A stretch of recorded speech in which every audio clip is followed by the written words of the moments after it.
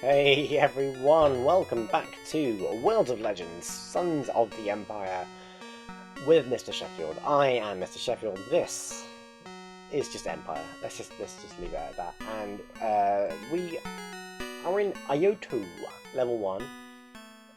We've come across a couple of locked doors. We've got an iron one and a gold one, and we came across a room which was just crazy with its leapfrogging kind of teleporty situation going on, but Thai-Chang cannot carry anymore. Okay, but we're making progress. We're making really good progress, and I think what we should do is start getting rid of some junk.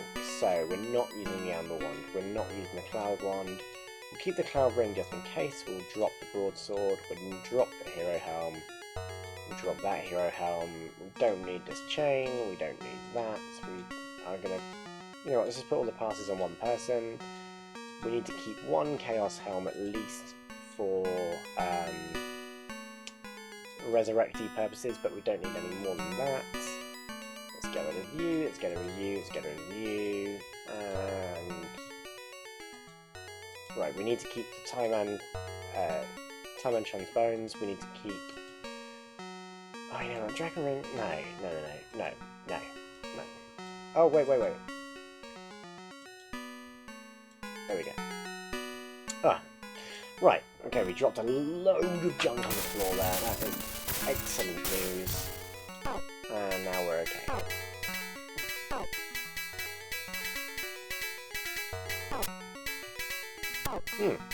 Perfect. Oh, I love this weapon of Thai-Chang. She is just... Oh. Mwah! Magnifique.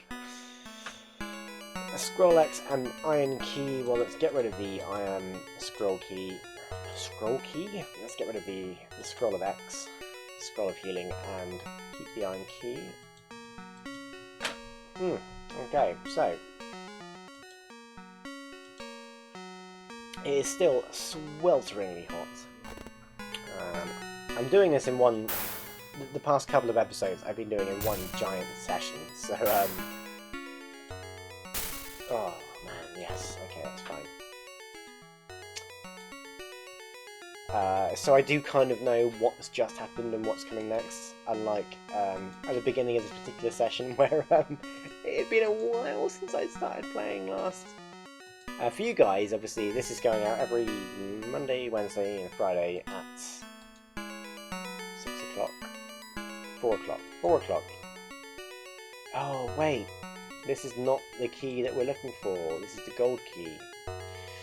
Yeah, okay. So, for you guys, this is, 2 days in between each episode. Or, if you're watching on a playlist, it's the next episode that you've just stumbled across while you're half cut and kind of zoning off in the background. But for me, it is literally like minutes afterwards. Just to sort of give you a bit of an idea of timelines. Oh man, come on! Oh. Every time we bump into some... At the moment, it seems like every time we bump into a spellcaster, they are just going to instantly dispel and paralyze.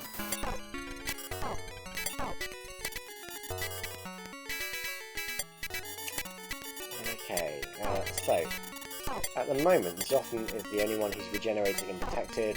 Tunel is protected, but not regenerating, so let's just...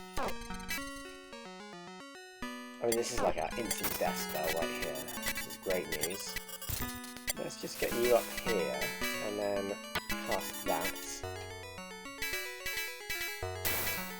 You can get back to your own stuff then, Thai-Chang, and then... Oh, actually, you know what, Thai-Chang? There we go. So that is the risk I'm taking with Thai-Chang and her insane paralysing Occam's Razor thing going on.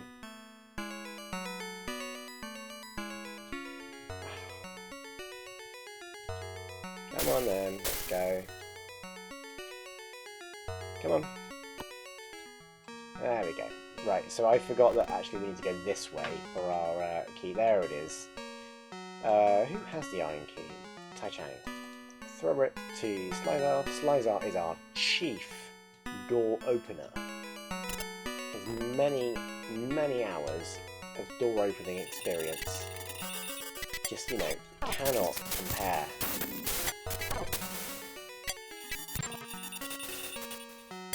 What's faster? No, no, no. Oh, Slyzar, don't. Come on. Everyone's paralysed again. How? Ugh.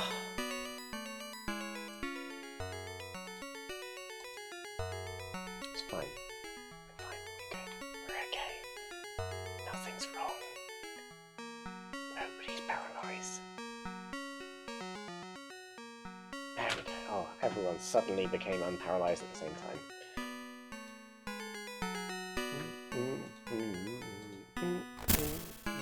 Right, we've got the gold key. That's a great step. And we're also going to gather around Zoffin.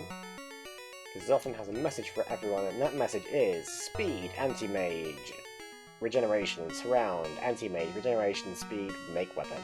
Boom! And Thai-Chang is going to switch back to her paralysed weapon. You know what, Tunan, you switch to March of the Bold Ones, which is going to give us a bit more health regen, which is going to give Zoffin a better chance to get back to full health quickly. You're just going to go, oh, come on, dude.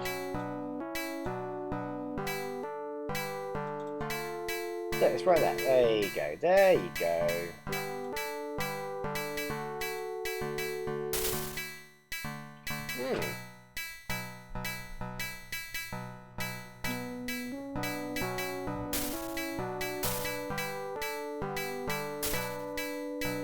It's been a while since Slyzar's just like, you know, single-handedly destroyed everything that's come into his path. But I wonder, you know what, let's do a little bit of a...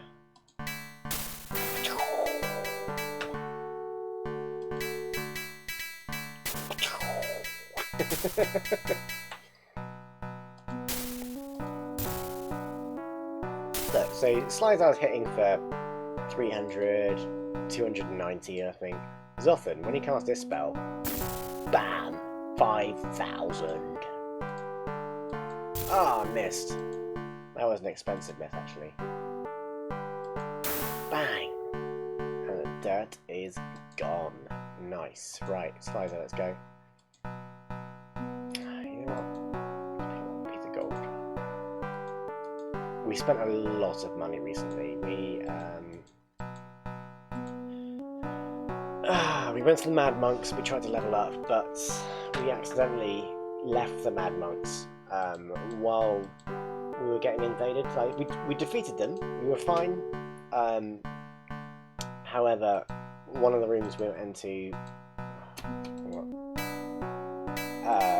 one of the rooms we went into, we were getting attacked, and we thought, you know what? Well, I thought. Not we. I thought. Let's just leave it, it's fine. As soon as we left, we unfortunately got told that we hadn't succeeded, so we had to buy our level ups instead, which at our current levels meant that we had to spend 16,000 gold per level up, apart from Zoffin, who was 17,000 gold, so, you know, we were looking at 64... about 65,000 gold we wasted just because we were too impatient. Just because I wasn't too impatient, not because you. We, as a collective, as a viewer, being part of my series, you are part of my decision-making process, and progress. Why not? Join the process and the progress. Right, this is interesting. We have now found... Oh, you know what? Let's just switch back to... battle now. Right, we found, finally, level 2 of Ioto. I wonder how many levels this is going to have. Still skeletons, but now we've got some elves involved. It's interesting.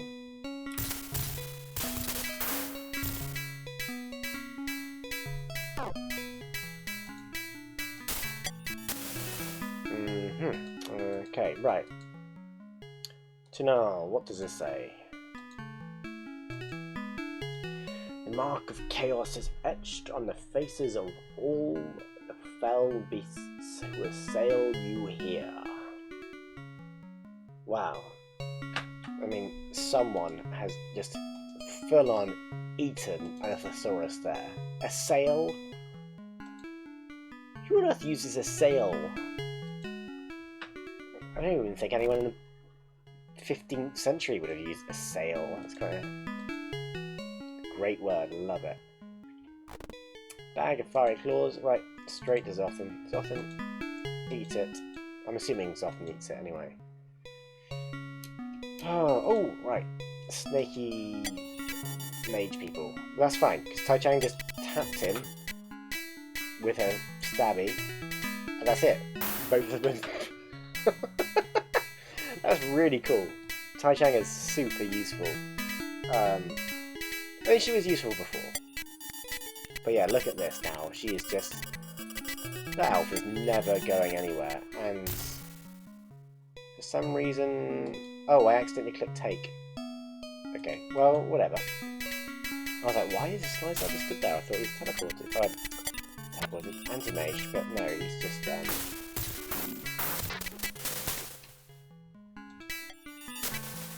yeah, again, as usual, mages... most dangerous. Not because they can deal the most damage, but because they are the most unpredictable. As soon as we've lost our anti-mage protection, you know, anything could happen. We could take loads of damage, we could be paralysed. There's just... It's not worth the risk, so we need to take the mages out as soon as they appear. Right, ISO level 2. Interesting so far. Whoa, excuse me, gentlemen.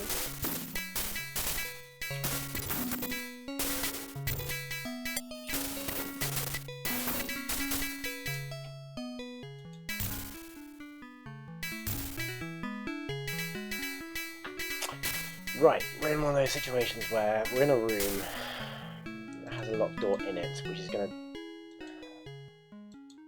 be difficult for me to remember where this key is.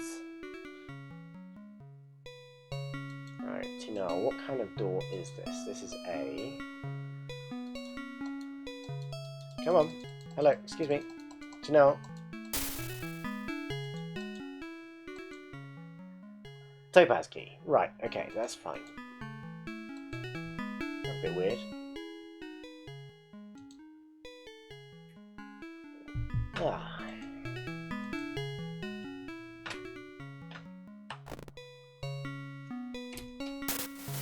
Oh, come on, don't start dispelling things. No one likes you if you start dispelling you. Honestly, yeah.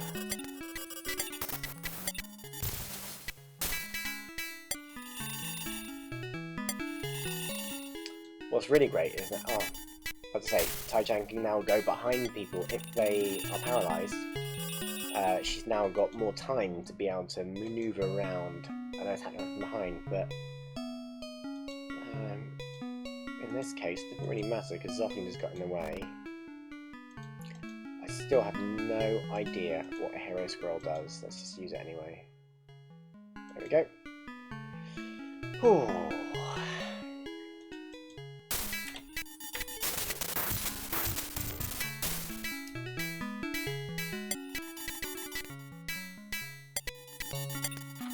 That's strange. It looked like at first the paralyze effect wasn't taking place, and then as Thai-Chang hit more and more, it looked like the paralyze started working. That's...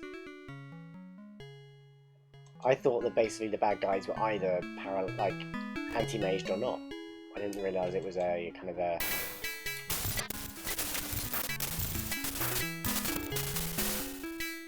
There we go. Come on, Thai-Chang. Yeah. There we go. See, look. If you rewind it or whatever, it will play it in like super slow. at first Thai-Chang wasn't able to paralyze. Like she hit this guy from behind, didn't paralyze him, and then hit him a few more times, and eventually did paralyze him. And that's not how the magic system works in this game, which is quite interesting to see actually. So it's possible that Thai-Chang is even more useful than she was previously. Look, so she's just paralysed a load of people. So if I micro, look, this guy's not getting paralysed right now, but if the more I attack them, oh come on, get out of the way. Ah, whatever. Is this person gonna get paralysed? If I no, okay, they're just gonna die.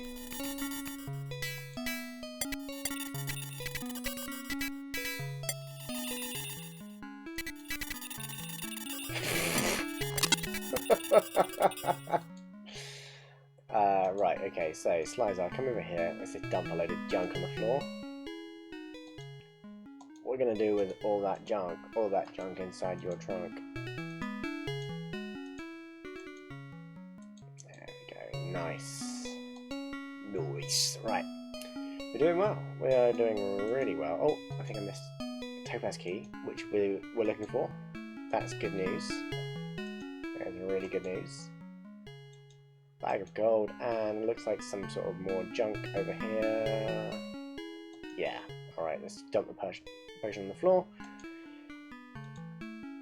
Ooh, okay.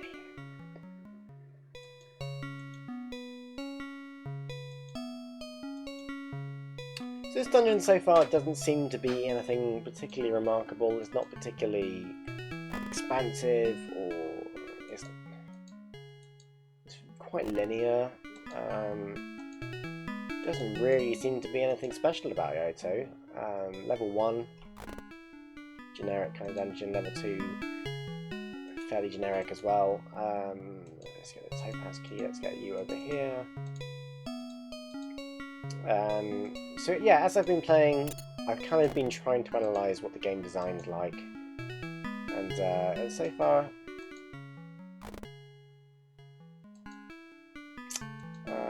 yeah, so far it's been kind of... Oh, wait, wrong one. This particular dungeon has been quite generic, which is a bit of a shame.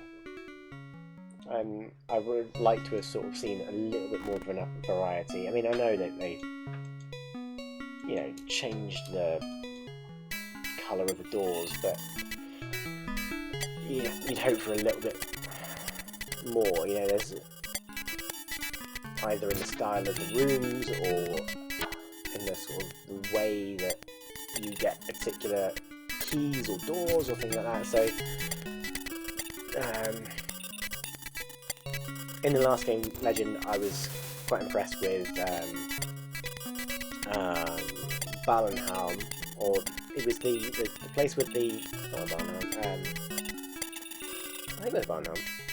It was a place where you have to go into a sewer, and so all the rooms are very wide, and there were lots of things running through, and it felt like you were in a sewer. Similarly, you know, Moonhenge had outdoor areas, and the first room had like 4 or 5 locked doors in the very first room, which was really kind of unique. And there were a few rooms that moved around depending on what buttons you pressed, and so each place kind of had its own individual feel. And at the moment, Yoto doesn't necessarily have its own particular feel. It kind of just strikes me as fairly generic, and I can understand. I can definitely understand, you know, the development thought behind things like this, where you've just got to be like, well, you know what, let's cut a few corners here and there. We've got a particular budget, we've got a particular time frame to hit, and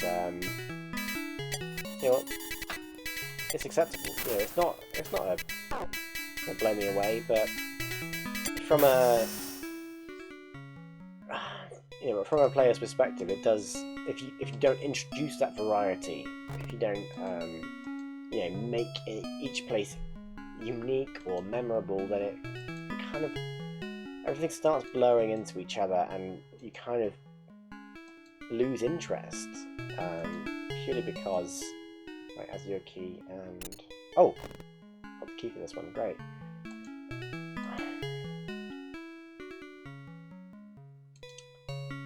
Let's go this way. Yeah, you basically lose interest because it's the same. It's the stuff you've seen before, and, you know, I've seen a room that looks like this before. I've seen a room...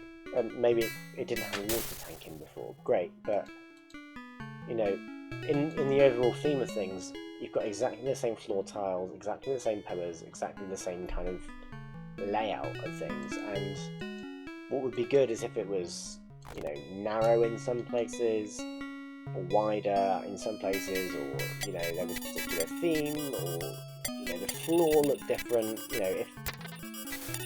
Yeah. You know, they in the last room, they mixed a couple of different floor tiles, but I've seen that before. What about if they chose one of those floor tiles and made the entire floor, instead of this grey, you know, 2x2 per tile floor tile, what about if everything was plain, or what about everything was slightly coloured, or, you know, you threw more of those scary faces in the floor in, or something, you know, it's kind of important to have a bit of variety. Otherwise, as I said, your players are going to start to lose interest, or they're going to start to feel like they've done the same thing over and over, and yeah, it's going to be more of a grind than an exploration, if that makes sense. Like you're gonna find more that you are just repeating your steps than doing something new and something exciting, something interesting. Which is why I was really excited for things like the Occam's Razor, you know, the weapon that Tai-Chang's using right now, because it has such a unique effect, this paralysis. You know, none of our weapons cast any spells when you attack with them, so...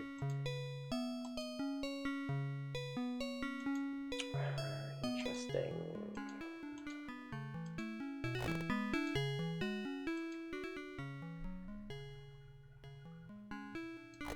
Cool, let's go. Now, bit of a quandary right now. Quandary, great word.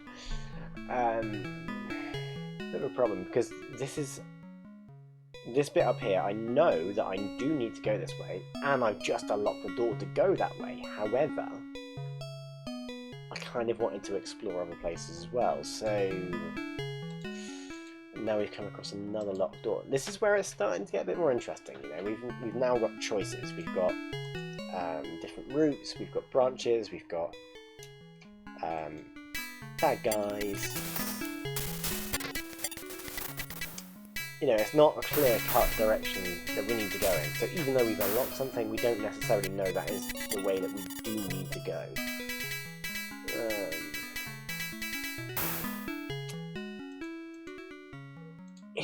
You know what? I just thought one thing that would make it slightly different is if instead of having particular keys for doors, so instead of having a topaz key, an azure key, a gold key, iron key, you know, all that kind of junk.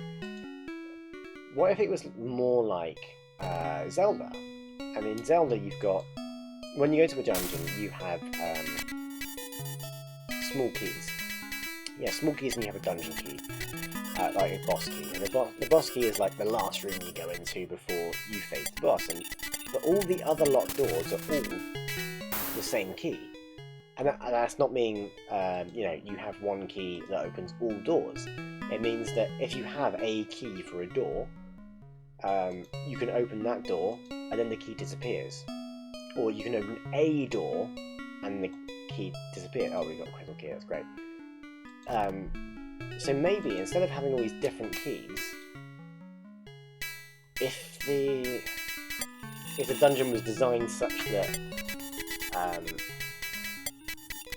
every key that you got opened one of the locked doors, and it was your choice which locked door it would open, that would be slightly more freeing, I guess. But it would depend on the dungeon design.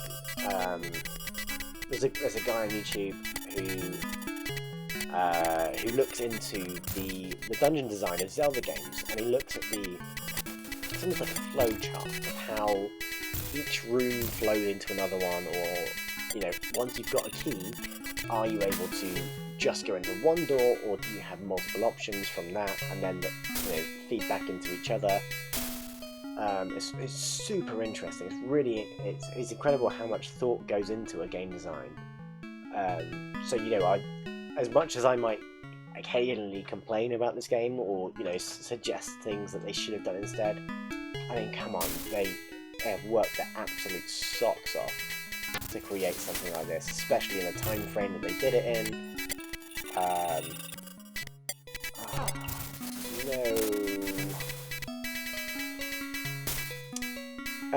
Yeah, so as I said, as much as I might complain about, not complain about the game, just suggest different ways of going about things, I truly appreciate how much work must have gone into this.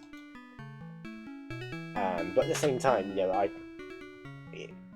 when you watched a video of someone who's smart enough to go, this is how game design should work. This is how a player should be presented with a problem. This is the situation you get yourself into if you don't do this particular thing. And I just found it fascinating that there's someone had gone into this deep, almost psychological kind of analysis of how games should work.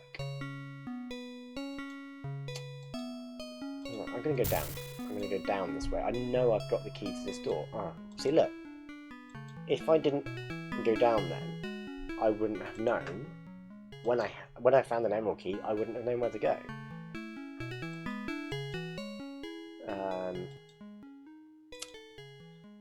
Yeah, so analysing the game structure and the kind of path of how to go from one base to another, and progression, and balance, and all these kind of things that I would never have thought about when I was a kid. I would never have considered.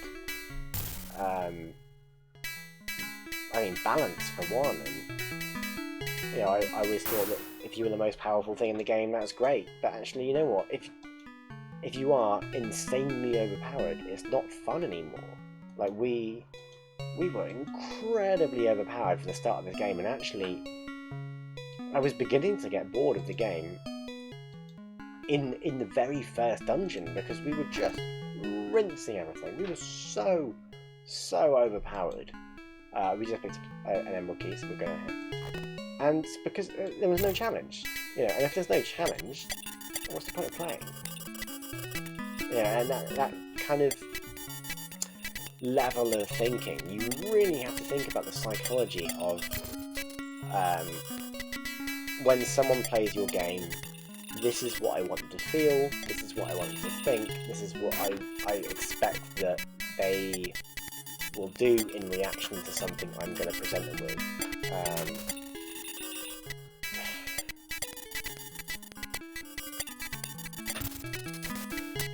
I think in a game this size and this old, as I said, this is a really old game, and that kind of level of psychology hadn't quite reached sort of mainstream yet. And actually today, I almost think there was a peak, maybe 10 years ago, where people really thought about, before video games became really, really mainstream, there was a point where video game developers were really catering to the kind of person who had to think their way through this, that and the other, and they were really analysing how a player would react to this, this and this. Whereas now I'm sure they do still do that, but I just feel it's been a little bit toned down. I think it's been, there's a more casual audience, and I think fair play to them, that's their audience, that's how they're going to make their money, but I feel it's sometimes to the detriment of what they're trying to create.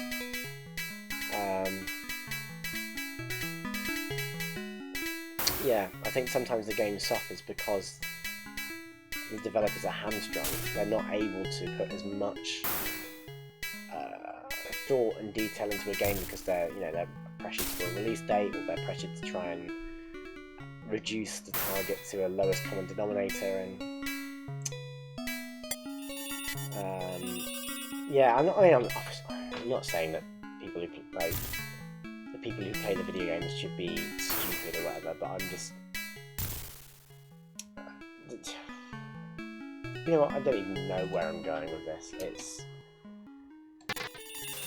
It's odd. It's an odd situation.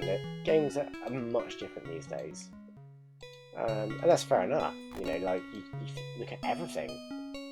Look how different 2020 is compared to 1993. You know, it's incredible the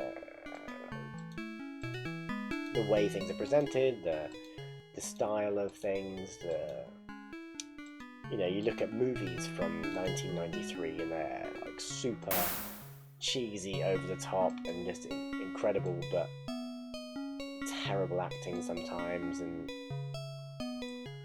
I don't know. Anyway, we've got an Azure key, which is the other door there. So we finally got both doors open. No idea what's even behind the door. But what we're going to do, we're just going to explore this last tiny little bit down here. And before we go through the next door... getting invaded as well. Let's just fight these bad guys. Yeah! You go, Zoffin. Oh, actually, Thai-Chang is currently wearing...